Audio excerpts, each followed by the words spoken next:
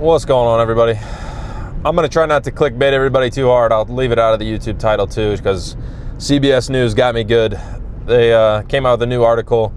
It's bad, but it's not as bad as their headline says, I guess.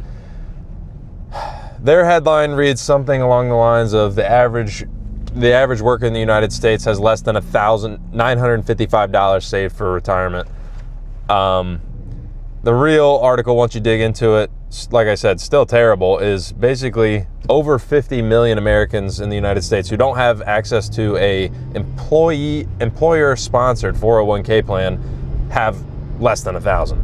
Still very, very bad. I mean, a sixth of the whole United States population, like if you're not even taking people out that don't have retirement or kids or whatever, have less than 1,000 in a 401k. Now, hopefully they have some Roth or some kind of other investment vehicle that they're saving for retirement, but in reality, they're not. We, on this channel generally, I try to keep up with some economic topics, and this is one that I really like talking about. It makes me, first thing I thought when I read this was like, holy shit, I need to just ask I know some people don't like talking about money, but hopefully if you're in the generation I am, like Gen Z or younger, everybody's kind of on board with like, hey, share as much information as you can, try to help the people you care about get ahead, especially on retirement. I think my parents their generation is kind of one that's kind of like half in, half out on retirement. They're all, I guess, hoping for Social Security because their retirements aren't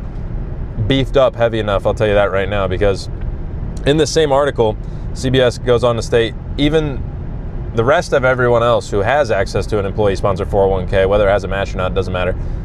Average account value, $40,000. That's not even a drop in the bucket compared to what you need by the time you actually retire. I think their estimate in the article is $1.5 million by retirement is what you're going to need.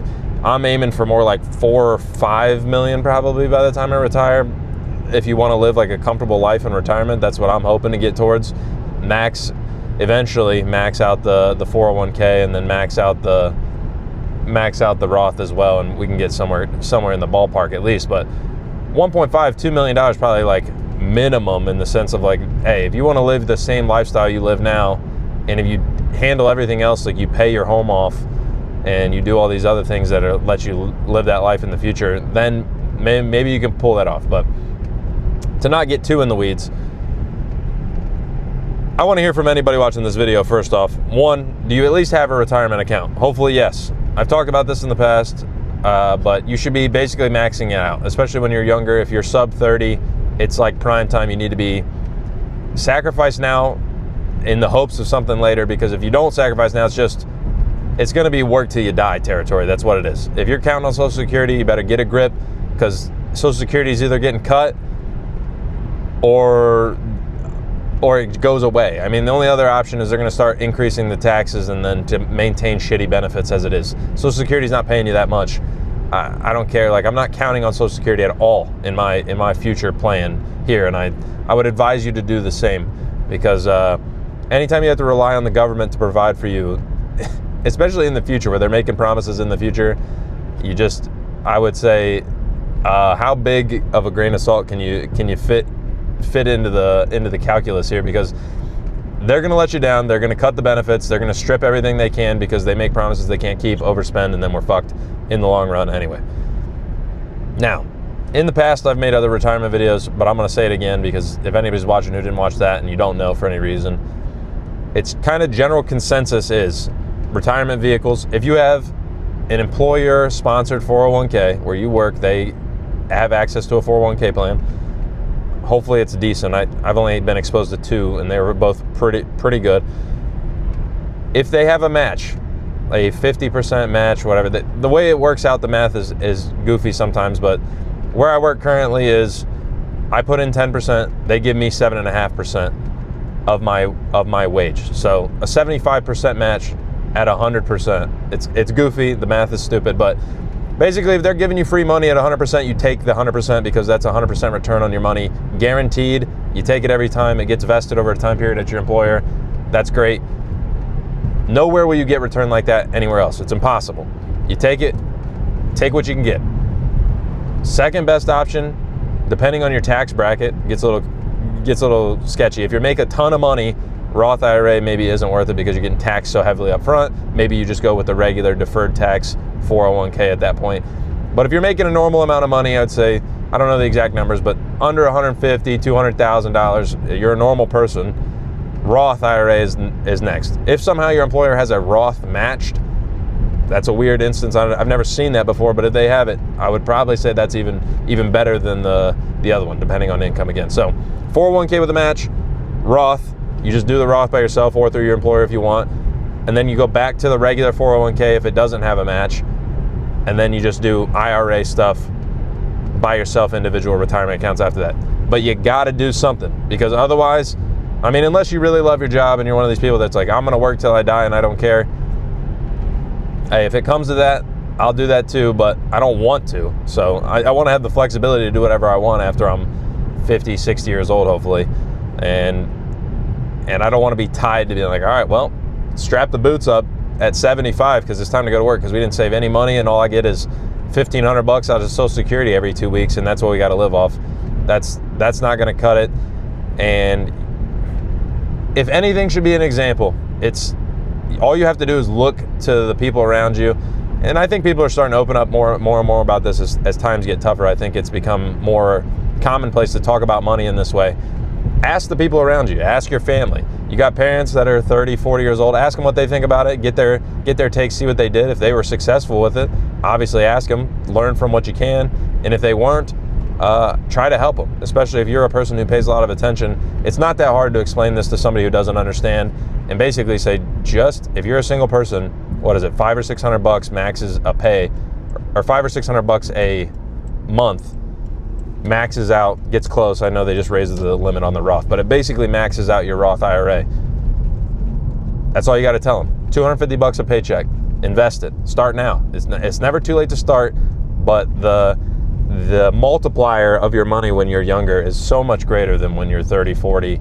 Obviously, when you're getting into 50, you're getting to like, you can put in higher contributions, but that compounded growth, that compound interest isn't going to hit the same as when you were sub 30 into your 20s. If you just graduated high school and you just went straight into work, you're doing some blue collar thing, trade job, whatever, start throwing the money in the investment accounts.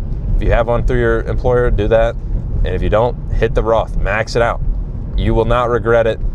And here's my philosophy on this, because some people do worry about things. My work actually offers a pension option, and my old boss actually tried to talk me into this. He's a retired guy. He just retired recently, but he's like, hey, it's safe. And that's their risk tolerance. A lot of older people, obviously, you should have a lower risk tolerance. It's time to retire. You shouldn't be risking it all, obviously.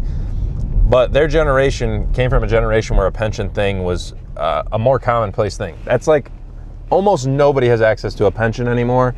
And even through this pension, doing rough math on what his pension pays him, because we talked about it and sat there and talked about it quite a bit, he'd be making double to triple if he would have invested his money. Obviously, the stock market's been on a hot run these last 10 years or so that he would have been right before retirement, but double or triple what his pension pays. I personally am all about, I'll make the decisions with my money and I'll suffer the consequences. I don't want to rely on some other entity who manages the money and then says, oh, by the way, we made a financial mistake and we got to cut the benefits of the pension because we fucked up. The pension goes away. The companies disappear. They go bankrupt. It can all go away when it's in somebody else's hands. If it goes away, it's because I fucked up and it's my problem. And in the long run, if I'm invested in stocks, in the stock market overall, and index funds, and it explodes in disaster, I got bigger problems to worry about than retirement. We're going to be having to figure out how to eat. The money's not going to be worth anything if the stock market blows up. That's my philosophy. Gladly discuss it with you in the comments, but I think it's pretty concise and it's pretty sound, because we've never seen the stock market implode. Every time it has a crash, it comes back, because the whole system is built around the stock market in the United States. So it's either we either all ride up and fall together and then recover, or it explodes and we're all screwed. So retirement doesn't matter anymore. We're going to be living in the woods. The electricity is going to go out and it's going to be like World War III and shit. So that's my thought process on it. Reading articles like that is disheartening. I hope if you're watching this kind of video, you're obviously a little more tuned in, I would think, to economic situation, if you're younger, you're paying attention to this kind of thing, getting involved, like I said, it's not complicated. Take the couple hours to watch some YouTube videos, read some articles, and see what the best option is for you. But it's not hard, and all it is about delayed gratification. Yeah, maybe you don't get $600 more a month this whole time you're working through your career, and then when you retire, you got $2 million in an account tax-free that you can do whatever you want with, because you made the right decisions in the past. It's crucial. Don't rely on anybody else to do it for you. It's not going to happen. It's a save yourself situation where the government isn't going to bail you out on this one. I'll tell you that right now, because they can't even bail themselves out. So if you got something out of the video, I'd appreciate you like it. Go read that CBS thing, because it's a short read, but it's honestly terrible is really what it is. But I hope that you don't end up in the same situation, and if somehow me talking into the phone on my drive home gets you to not end up in that situation, I would consider that a success. So hope you guys all have a good weekend, and I'll catch you on Monday.